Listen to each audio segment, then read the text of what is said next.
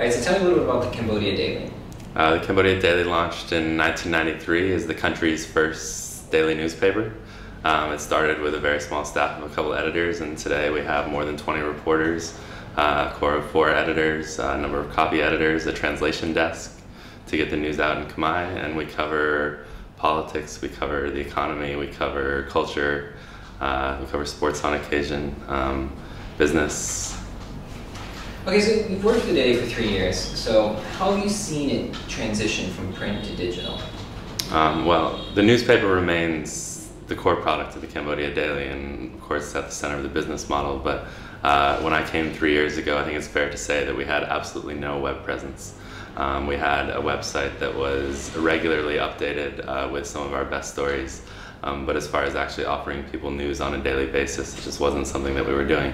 So since we've launched the website in 2012, we began quite modestly, just putting some of our best stories up, and today we're delivering our full newspaper every morning to people who subscribe online.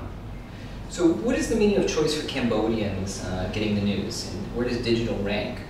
The audiences that people want to reach today are mostly young Cambodians who are very quickly moving online to get everything from entertainment to the news. So I would say that while our newspaper remains an essential part of the Cambodia Daily's product, that expanding into the digital realm and making sure that we're delivering news through smartphones, the use of which is rapidly expanding in the country. Also, the internet's becoming much cheaper, and the number of people looking for news online is growing rapidly. So delivering news over smart devices is certainly becoming a priority. And how is the Daily making sure it stays ahead, keeps up with the digital?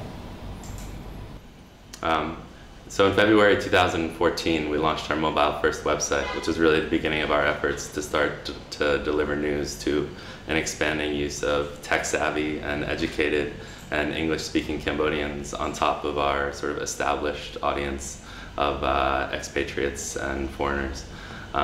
So, more Cambodians are going online, going to their smartphones, that sort of thing, looking for news packaged in a clean and interesting way. And we're really working to, make sure that we take what is long been our brand, which is the best reporting in the country, and delivering it to an expanding group of young Cambodians. So as the newspaper's new editor-in-chief, in what direction do you see the Daily taking with digital?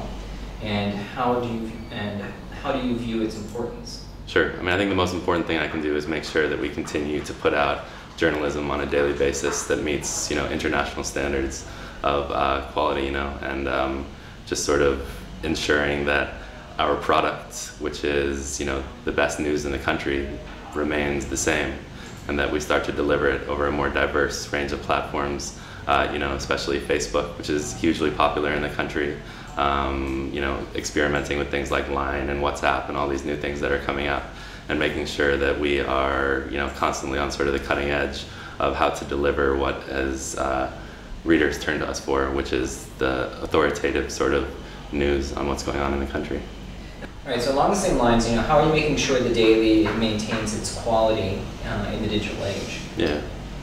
We have a dedicated reporting core of more than 20 people, about a little more than half Cambodian and a number of foreigners, and sort of making sure that they stay focused on their task, which is finding out as much information as possible about the most interesting stories of the day, reporting things without fear and favor, like we say at the top of our newspaper and the bottom of our website, and just ensuring that our journalists stay focused on their task, while on the editor's side we start to sort of experiment with different ways of delivering that news.